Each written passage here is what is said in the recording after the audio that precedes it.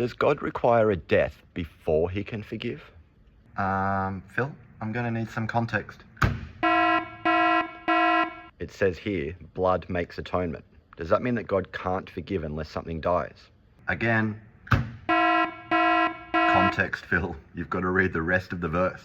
It's the blood by reason of the life that makes atonement. Oh, you're right. The life of every creature is its blood. Yeah, so let's clear some things up. The sin offering and its lifeblood cleanses the space.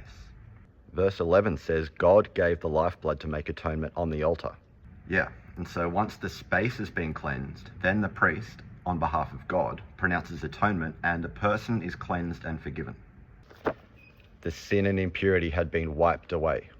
With lifeblood. Okay, so it's an unblemished life that cleanses, not a death. So God doesn't need a death to forgive. But does God require blood? You may not have noticed, but God often cleans up sin without anything dying. Leviticus says if he can't afford an animal offering, he can bring flour as a sin offering. No blood. No death. Only flour. And yet, forgiveness is still provided. And atonement. So many times in the Bible, atonement is provided without blood or death. Isaiah's encounter with a hot coal from the holy altar, contributions for the tabernacle, incense. Why did I think God needed something to die before he could forgive? Maybe you got caught up trying to work out the mechanics of how sacrifice and atonement works. But it's relational, not mechanical. Don't forget, the goal of atonement is restoration, and the goal of sacrifice is so that someone could draw near to God. It's not a legal transaction. No, they're already living in a covenantal relationship with God. A sacrifice is a response within an existing relationship. But Phil, Hebrews says there's no forgiveness without the shedding of blood. Haha, gotcha.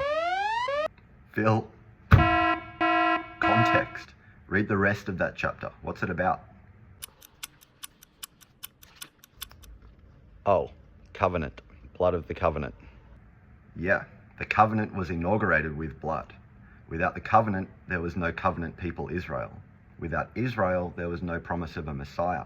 And what does the Messiah say about blood?